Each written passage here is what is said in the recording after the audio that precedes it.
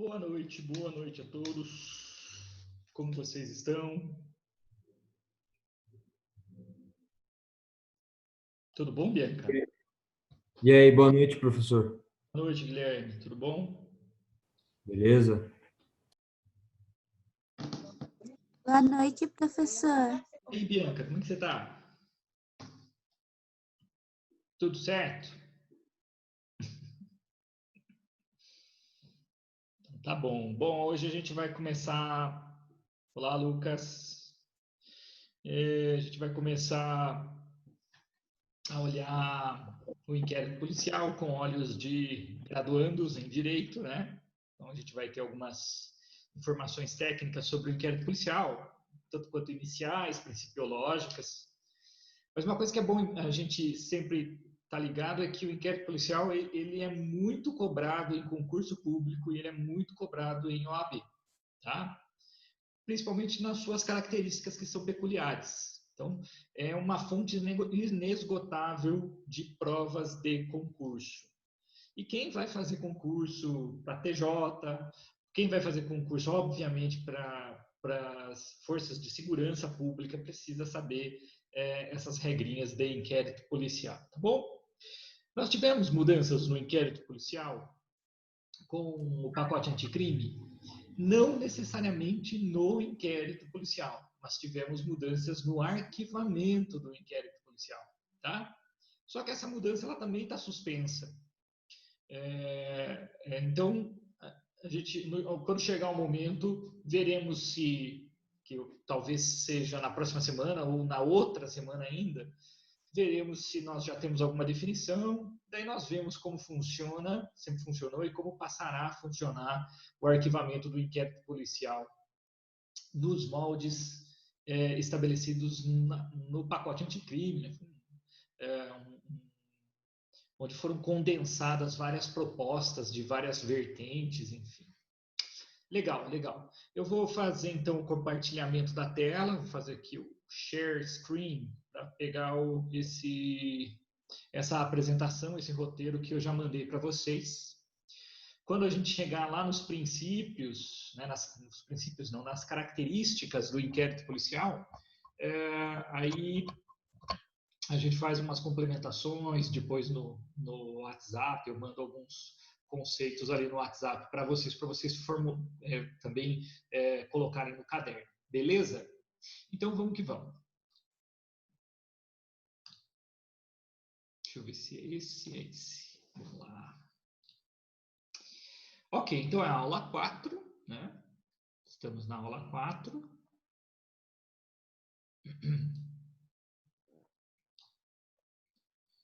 Direito Processual Penal 1, e hoje o tema é inquérito policial. Então vamos pegar esse conceito aqui de inquérito policial, a gente já vai lendo e vamos debatendo algumas coisas, né? É um procedimento administrativo, logo mais eu explico, né, essa ideia de procedimento administrativo, inquisitório e preparatório. Inquisitório porque ele não tem uma característica dialética, ele não tem uma obrigação, ele não tem um compromisso com o contraditório, ele não tem um compromisso com a ampla defesa. É um procedimento inquisitório porque ele justamente tem a função de localizar elementos de convicção, identificar fontes de prova, identificar eventuais testemunhas, identificar eventuais provas, localizar a arma do crime, analisar o corpo de delito. Então, ele é inquisitório nesse sentido, ele não possui uma estrutura contraditória. Isso não quer dizer que o advogado é proibido de atuar no inquérito policial. Ele pode, óbvio, né? Estamos numa democracia. O advogado, existindo o advogado, ele pode sim participar do inquérito policial. Mas o inquérito policial em si não tem essa estrutura dialética, não possui essa estrutura contraditória, porque o promotor, por exemplo, não participa ativamente no inquérito policial, o juiz ele não deve participar ativamente no inquérito policial no que tange à produção probatória. Ele não é presidido por uma autoridade judicial, o inquérito policial é presidido pela autoridade policial. Boa noite para quem está dando boa noite aí no Zap. Vem para cá. Presidido pela autoridade policial, por isso um procedimento administrativo. Em que consiste esse inquérito policial? Ele consiste em um conjunto de diligências realizadas pela polícia investigativa, objetivando a identificação das fontes de prova e a colheita de elementos de informação quanto à autoria e materialidade da infração penal. Então, olha só, se a gente trabalhar com uma analogia, a gente pode pensar no inquérito policial como uma caixa de ferramentas que é montada pela autoridade policial, né, sob a presidência do delegado de polícia. E ali, naquela caixa de ferramentas, né, naquele caderno, que hoje é um caderno digital também, né, ele está cada vez mais digitalizado, ali vão se anexando informações com vistas de formarem prova posteriormente, que vão dar sustentação à eventual denúncia do Ministério Público ou queixa do querelante. Ou seja, o propósito do inquérito policial é reunir o máximo de elementos de informação que podem subsidiar a atividade do órgão encarregado de acusar. É do inquérito policial que ele retira informações para que ele não ofereça uma denúncia vazia, uma denúncia sem um mínimo conjunto de provas, um mínimo lastro probatório. Então, o propósito do inquérito policial ser inquisitório, ser preparatório, né, inquisitivo e preparatório, é justamente reunir o máximo de elementos de informação possíveis para que o Ministério Público, nas ações penais públicas, e o querelante, na ação penal privada, possa ter elementos para deduzir em juízo a sua pretensão acusatória, pedir, né, denunciar ou oferecer a queixa-crime e pedir, ao final do processo, a condenação depois do devido processo legal. Mas aqui não há esse contraditório. É importante a gente... Não há a necessidade, o inquérito não tem esse compromisso com o contraditório. Né? Ele não possui esse compromisso com o contraditório. Ele realmente é inquisitorial. Tudo bem? Bom, ele tem por objetivo a formação de um conjunto de elementos que permitam, tá aqui, ao titular da ação penal examinar a viabilidade da propositura da ação penal. Então, dentro dessa analogia, né, dessa comparação, cabe essa comparação do inquérito como uma caixa de ferramentas. Porque, ao final do inquérito, o promotor pega aquele inquérito, folheando aquele inquérito, cadernão mesmo, né, o material não digital, ou então rolando a tela no inquérito digital, o promotor vai analisar, será que tem prova da materialidade? Ou seja, esse crime, ele se materializou, ele existiu? Há provas do crime?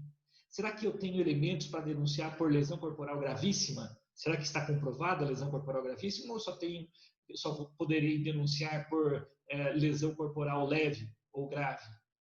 Então, essas informações ele traz do inquérito policial, né? E o outro elemento indispensável do inquérito policial é a autoria. Será que os elementos de convicção, os elementos de informação me permitem deduzir em juízo essa pretensão acusatória contra esse réu, esse indivíduo que foi investigado, indiciado nesse inquérito policial? Será que esses elementos de informação são suficientes? O que as testemunhas disseram? Será que há contradição nos testemunhos apresentados? O que a prova pericial disse? Será que tem prova de comparação de DNA, por exemplo? Então, tudo isso, todos esses possíveis elementos de informação estarão, via de regra, no inquérito policial. É com base no inquérito policial, portanto, que o órgão acusatório forma a sua convicção acusatória. Devo acusar ou não devo acusar?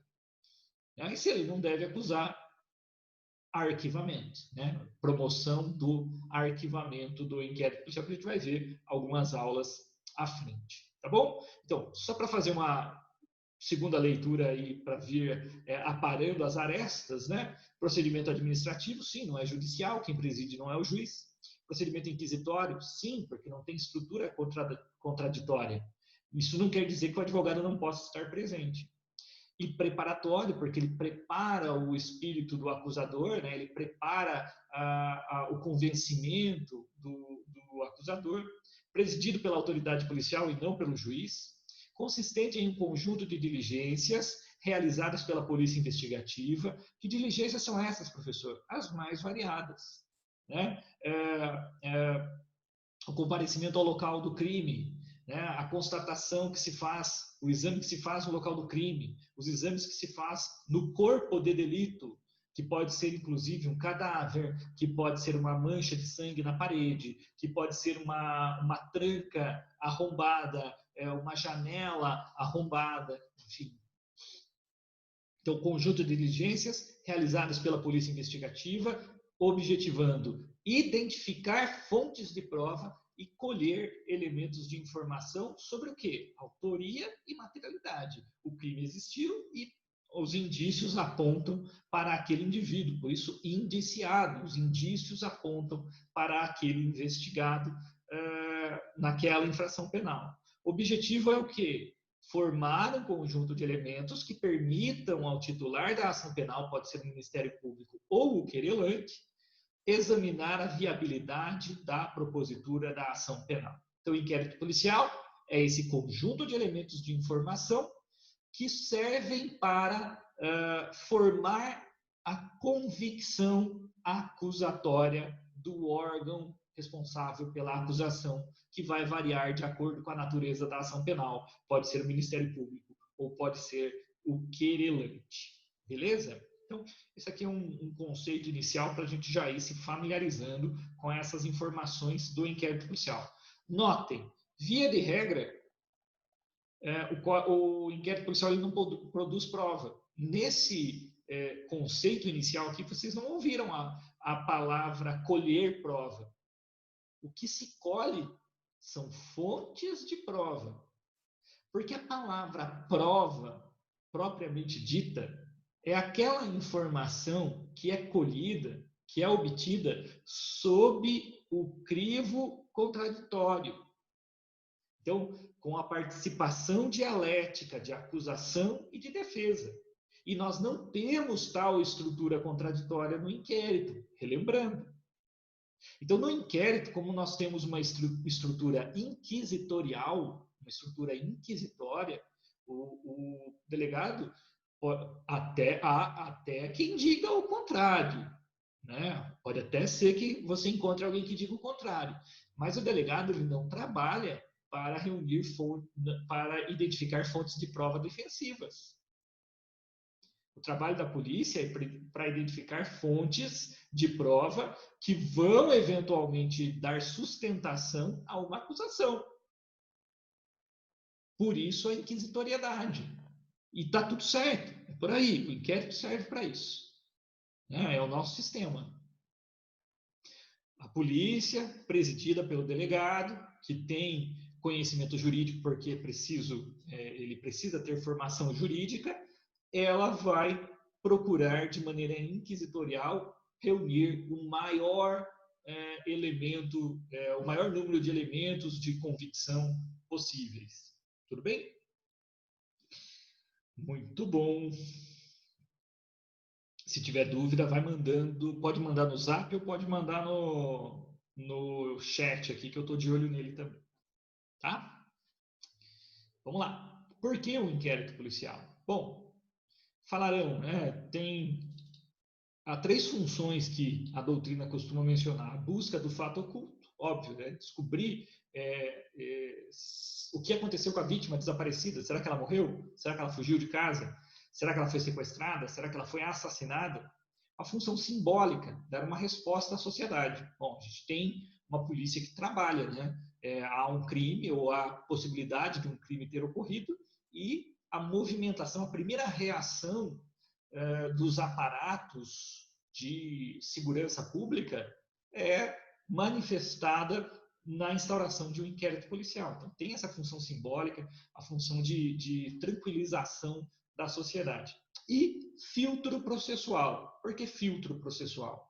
Para que a gente não tivesse um número enorme de ações penais que são temerárias, né? Toda a ação penal ela causa um desconforto ao acusado, né? Então, para que nós não tivéssemos uma enormidade de ações penais que buscam a condenação, e a partir do momento em que o indivíduo é denunciado, a vida dele já vira de perna para o ar, há uma exploração midiática daquilo, o vizinho já olha o cara diferente, a mídia já condena. Olha o caso lá da Flor de Lis, né? Sabe que a situação dela, pelo que a mídia conta, é muito complicada, mas a gente conhece os pormenores? Nós não conhecemos, mas para a mídia ela já está condenada.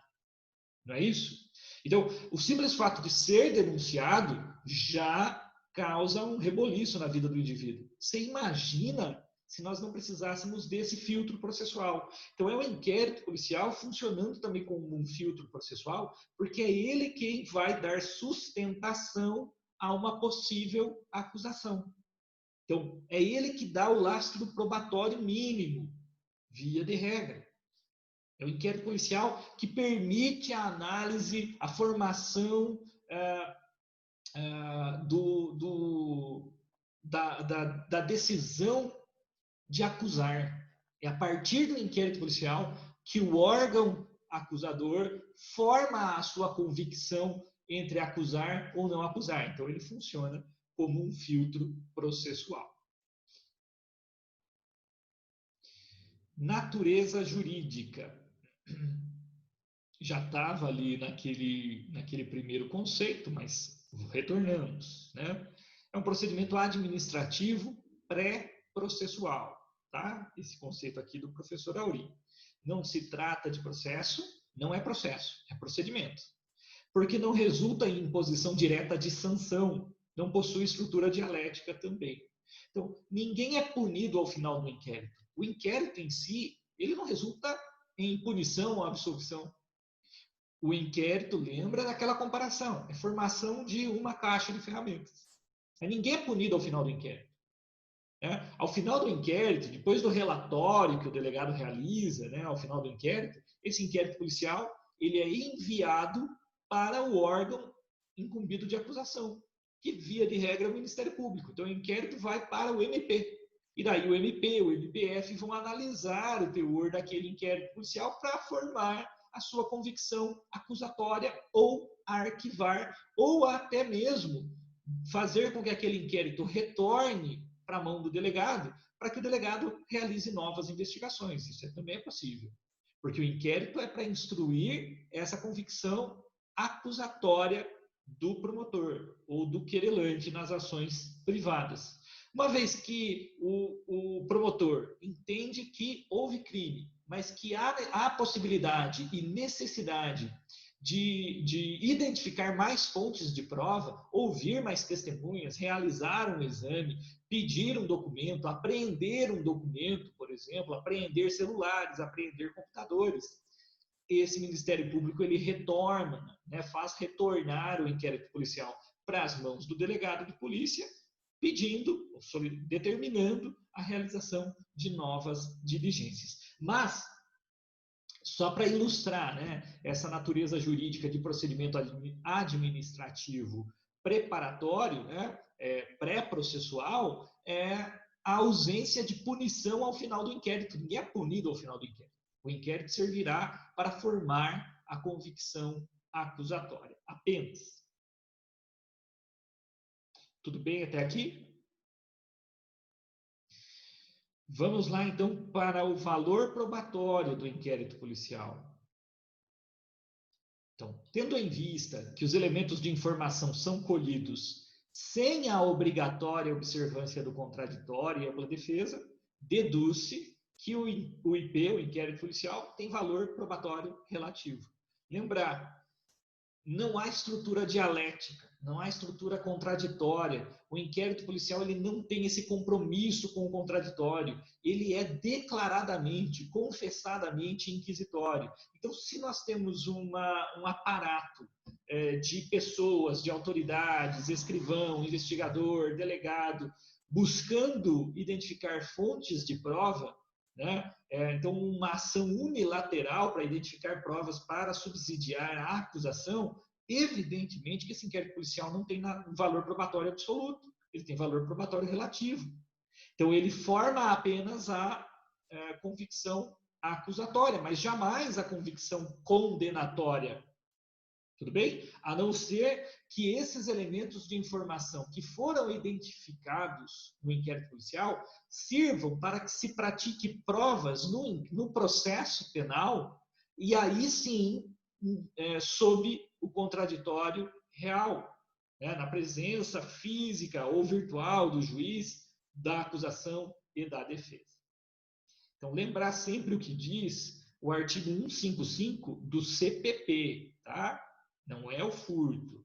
Então, é o artigo 155 do Código de Processo Penal. Olha só o que ele diz. Ele é muito claro. O juiz formará sua convicção, e daí é a convicção entre condenar ou absolver. É julgar o mérito. A gente não está falando aqui da convicção acusatória, que nem seria do juiz. Aqui seria a convicção no mérito, entre condenar ou absolver o réu, né? O juiz formará sua convicção pela livre apreciação da prova produzida em contraditório judicial. Ponto. Então, o juiz forma a sua convicção culpado ou inocente pela prova produzida no contraditório judicial, não podendo fundamentar sua decisão exclusivamente, né, só nos elementos informativos colhidos na investigação, ressalvadas as provas cautelares, não repetíveis e antecipadas. Tudo bem? Então, veja só. O que é prova? É aquilo que é produzido sob o crivo contraditório. Então, são aqueles elementos de informação que são produzidos judicialmente. Tudo bem? Então, já com a presença de um juiz e com a presença dialética, né, com a participação dialética dos atores do processo penal, que são acusação e defesa. Então, aquilo que foi produzido no inquérito policial não serve para o juiz condenar, não serve para o juiz formar a sua convicção. Mas há ressalvas, porque existem necessidades de provas, de ressalvar, né, as possibilidades de provas antecipadas, não repetíveis e cautelares. Provas cautelares, não repetíveis e antecipadas. Que tipos de provas são essas? Gente, quando ocorre o delito, imagina, vamos pensar no mais drástico, um delito de homicídio, né? Um homicídio consumado. Logo em seguida, a vítima deitar, né, cair morta, já se aciona a polícia, correto? Quando a polícia chega no local do crime, antes mesmo de instaurar inquérito, o perito já vem fotografando, o investigador já vem fazendo as suas anotações, já anota possíveis testemunhas, identifica possíveis testemunhas, já olha ao redor, vê se tem alguma câmera que possa ter filmado aquela situação. Então, tudo isso são provas que não dá, obviamente, para a gente pensar na presença do advogado, muito menos do promotor e muito menos ainda do juiz, porque sequer inquérito instaurado há, mas já há necessidade de realizar algumas provas, de colher algumas, identificar algumas fontes de prova. Então, por exemplo, antes de dar início ao inquérito policial, é muito possível que o próprio corpo da vítima seja submetido à autopsia, né? Seja autopsiado, né? Haja o exame cadavérico para identificar a causa-mortes, para contar o número de disparos, para que se possa depois fazer aqueles projéteis serem examinados e que se defina que tipo de arma foi utilizada, de que modo que a vítima foi assassinada, se esses disparos entraram pelas costas ou entraram pelo peito, né? Se for pela nuca, por exemplo, demanda já ficaria mais evidente uma execução. Então, esses detalhes probatórios, eles já são captados de início, tá? E quando eles formam, por exemplo, um laudo, né, o laudo de exame cadavérico, né, laudo do cadáver, né, a autopsia, É evidente que eu não preciso, para que aquela autopsia seja considerada prova posteriormente, eu não preciso telefonar para um advogado. Seu advogado, você pode vir aqui para fazer a autópsia? Liga para o promotor, o senhor pode vir aqui? Não. Aquele exame será realizado e depois ele será submetido lá na frente, lá no processo, a um contraditório que é diferido, né? Um contraditório atrasado. As partes vão se manifestar quanto à regularidade daquele exame para analisar se o perito seguiu rigorosamente as regras processuais, né, de como fazer aquela autópsia. Tudo bem? Então, vamos lá. O 155, ele vai falar em provas cautelares, não repetíveis e antecipadas. Vamos ver aqui exemplos de provas cautelares. Então, quando há risco do desaparecimento do objeto da prova em razão do decurso do tempo.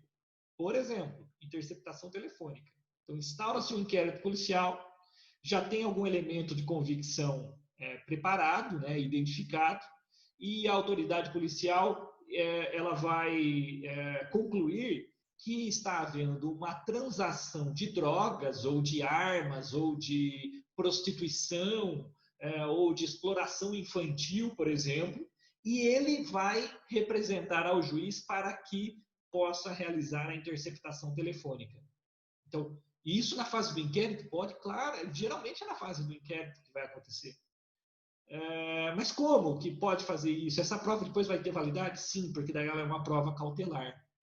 Mas então, para valer como prova, o advogado tem que ver, não faria sentido.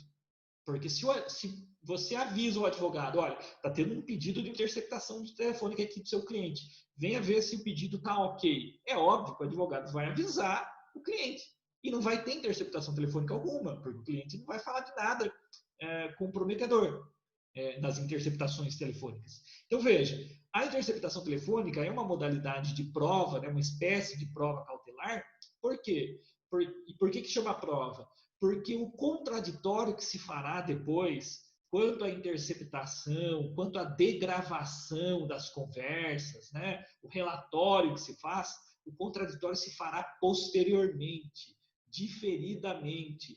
Lá na frente, né, a defesa poderá analisar aquela interceptação e ver se o juiz decidiu conforme a lei, se a interceptação foi realizada no prazo, o que foi captado, se as transcrições correspondem realmente aos diálogos, ou seja, essa análise da legalidade da interceptação telefônica, que é uma prova cautelar, ocorrerá no momento posterior. Por isso aqui nós teremos o contraditório diferido, o contraditório postergado.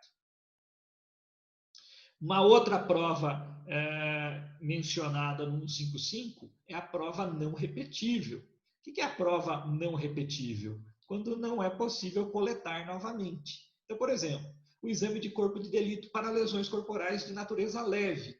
Como é que você vai esperar processo para fazer o exame na vítima que foi agredida e teve uma lesão leve? Quando chegar lá no processo, aquele machucado já curou, né? Não tem mais como. Num crime de natureza sexual, em que há resíduos biológicos no corpo da vítima, tem que constatar na hora, né? Tem que captar esse material, coletar esse material naquele momento. Por quê? Porque aquela prova não é repetível. Ou faz naquele momento, né? Faz no cadáver, ou vai perder. Se você deixar para examinar o cadáver no momento do processo, meses depois, quando você for examinar o cadáver, ele já está decomposto. Então, é uma prova não repetível. Então, como é que você faz o contraditório nessa prova? Você vai fazer um contraditório diferido, um contraditório postergado. Lá na frente, a depender do tipo de prova que foi produzida, a defesa e a acusação se manifestarão quanto à regularidade. Será que quem fez aquele exame cadavérico era um perito médico legal? Era médico? Não, não era médico. Quem fez foi um veterinário. Então, não pode, porque ali fala em médico. Qual foi, esse exame, essa perícia, ele é um documento científico, né? Qual foi o critério, né, que foi utilizado para determinar a causa mortis, que tipo de exame foi utilizado, quais tipos de reagentes foram utilizados, enfim, tudo isso tem que ficar, deve constar do exame que será depois submetido a esse crivo contraditório. Então, tanto nas provas aqui, a prova cautelar como a prova não repetível, essas duas aqui, elas terão contraditório? Terão, mas elas terão um contraditório diferido, um contraditório postergado, beleza? Muito bem. E as provas antecipadas, professor? Como que funciona? Bom, isso aqui é um pouco mais excepcional, tá? São provas produzidas com a observância do contraditório real, mas em momento processual distinto daquele legalmente previsto, ou até mesmo antes do início do processo, em virtude de situação de urgência e relevância. Por exemplo, oitiva de testemunha presencial do delito que se encontra hospitalizada com risco de morte. É o chamado depoimento ad perpetuam rei memoriam, né? É para perpetuar a memória daquele depoimento. Então, veja, olha, a única testemunha ocular, ela se encontra no leito de morte. Dá para fazer essa oitiva? Dá, mas não está no momento do processo ainda, nem começou o inquérito, como é que vai fazer essa oitiva, essa prova antecipada? Aí vai ter que fazer um incidente de prova antecipada, um procedimento de prova antecipada, com o contraditório real. Tá? Então, é como se você antecipasse aquele momento da prática, né, da realização da prova testemunhal para um momento que não seria o da prova testemunhal. Então, naquele momento haverá um promotor, naquele momento haverá um advogado, pode nem ser o advogado que vai atuar no processo depois, mas tem que ter um advogado e tem que ter o juiz. Então, você antecipa um momento processual para fazer uma prova antecipada, buscando, né, guardar uma informação, garantir uma informação, né, não permitir que essa informação se perca. Então, nesse depoimento antecipado, nós temos aqui o artigo 225 do CPP. Se qualquer testemunho houver de ausentar-se, ou por enfermidade ou por velhice, inspirar receio de que ao tempo da instrução já não exista, o juiz poderá, de ofício ou a requerimento de qualquer das partes, tomar-lhe antecipadamente o depoimento. Então, veja, se houver essa antecipação do depoimento, isso será uma prova antecipada. Por quê? Para ser considerada prova, tem que haver contraditório real. Então, no momento em que essa testemunha vai prestar depoimento, o promotor vai estar presente, o advogado vai estar presente e o juiz também estará presente. Isso não acontece, né? O que acontece aqui com o contraditório real atual na prova antecipada não vai acontecer aqui nas provas cautelares e não repetíveis. Porque aqui, vamos lembrar, nas provas cautelares, o contraditório é diferido ou postergado. Vai analisar depois os requisitos da interceptação telefônica num outro momento. E as provas não repetíveis também. Olha aqui, o contraditório diferido ou postergado. Vai analisar os requisitos do laudo processual, do laudo pericial depois, num segundo momento, tá? Muito bem. Presidência do inquérito policial. O inquérito policial tem a presidência atribuída à autoridade policial, de acordo com a natureza da infração penal praticada. O inquérito é um modelo de investigação preliminar policial, de modo que a polícia judiciária, tanto a Polícia Civil como a Polícia Federal, leva a cabo o inquérito com autonomia e controle. Então, o delegado de Polícia Civil ou o delegado federal, eles possuem autonomia para fazer a investigação. Né? Tanto é que não existe, depois a gente vai ver que é um procedimento discricionário, não existe uma regra que diga o seguinte: olha, primeiro o delegado tem que ouvir tal testemunha, depois o delegado tem que fazer o exame pericial, depois o delegado tem que fazer a análise do local do crime. Não. O delegado ele tem essa autonomia e essa discricionariedade para entender, diante de cada crime, e cada crime é diferente do outro, para entender quais são as provas mais pertinentes, quais são as provas mais necessárias que devem ser identificadas.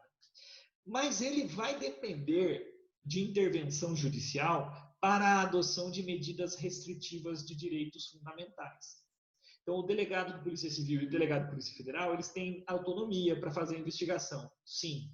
Mas quando essa investigação demanda a imersão na intimidade do investigado, aí ele precisa da tutela judicial, porque são provas que têm uma reserva de jurisdição. Algumas provas necessitam da autorização judicial. Então, uma nós citamos, a interceptação telefônica. O delegado não pode, ele, expedir um ofício para a empresa telefônica e determinar que se intercepte os diálogos telefônicos de um determinado investigado. Não, isso é reserva de jurisdição, só o juiz pode fazer. Então, o delegado solicita, representa ao juiz pela interceptação telefônica. Quebra de sigilo bancário, quebra de sigilo fiscal, busca domiciliar. Então, todas essas provas que vão relativizar a intimidade do investigado, elas necessitam da autorização judicial, da intervenção judicial. É basicamente por isso que se criou essa figura do juiz de garantias, que ainda não está em vigor. Mas é justamente por isso, porque esse juiz de garantias que atua durante o inquérito policial não é o cara que vai julgar depois. Porque aqui o juiz vai definir investigações que são muito invasivas à intimidade do investigado. E muito dificilmente depois o juiz, que é um ser humano, ele pode pensar que não é, mas ele é um ser humano, muito dificilmente esse juiz vai ter essa dissonância cognitiva, ele não vai ficar atrelado àquelas decisões que ele tomou quando permitiu a busca e apreensão na casa, quando permitiu a devassa nos documentos, quando permitiu a quebra do sigilo fiscal, bancário, a interceptação das ligações telefônicas. Então, depois do juiz determinar toda essa devassa, o juiz não deveria julgar o processo, porque, obviamente, ele vai ficar vinculado àquelas decisões que ele tomou lá no inquérito. Por isso, a necessidade do juiz de garantias, que, infelizmente, ainda não está em pleno vigor. Tá? Em se tratando de crime militar, quem vai fazer esse inquérito é outra forma, daí é o inquérito penal militar. Tudo bem? Nós temos umas outras exceções aqui. Na Polícia Federal, o que eles investigam? Aquilo que o artigo 144 da Constituição prevê, o parágrafo 1º, a Polícia Federal instituída por lei como órgão permanente, organizado e mantido pela União, estruturado em carreira, destina-se a apurar as infrações penais contra a ordem pública e social, detrimento de bens, serviços, interesses da União, enfim, vocês dão uma olhadinha depois ali no 144, parágrafo 1º, tá? O que não for competência não é competência aqui, né? Competência do juiz. O que não for atribuição da Polícia Federal investigar, será atribuição da Polícia Civil Estadual fazer a investigação. Crimes eleitorais também são da atribuição, são atribuídos à Polícia Federal, mas nas localidades em que não se dispõe de Polícia Federal, existe essa atribuição subsidiária da Polícia Civil. Itapeva, por exemplo, nós temos Justiça Federal, nós temos Procuradoria da República, uma MPF, mas não temos a Polícia Federal. Alguns crimes são investigados pela Polícia Federal em Sorocaba, mesmo os praticados aqui em Itapeva, fraude fiscal, por exemplo, é a Polícia Federal de Sorocaba que investiga, mas com o apoio da Polícia Civil de Itapeva. Tá? E as hipóteses de repercussão interestadual ou internacional. Pela Lei 10.446 de 2002, aquelas infrações penais que, via de regra, seriam atribuídas, investigações atribuídas à Polícia Civil, mas se elas tiverem uma repercussão interestadual ou internacional, automaticamente essa atribuição de investigação será da Polícia Federal. Tá? Então, sequestro de cárcere privado, extorsão mediante sequestro, o agente foi impelido por motivação política, praticado em razão de função pública, formação de cartel, crime contra a ordem econômica, violação dos direitos humanos, furto, roubo, receptação, inclusive, de bens transportados em operação interestadual ou internacional. Tá? Então, vamos ficando por aqui por enquanto. Tá? Presidência do Inquérito Policial. A gente vai lá para o WhatsApp, nós resolvemos as dúvidas e mais tarde a gente volta aqui para o Zoom, tá bom?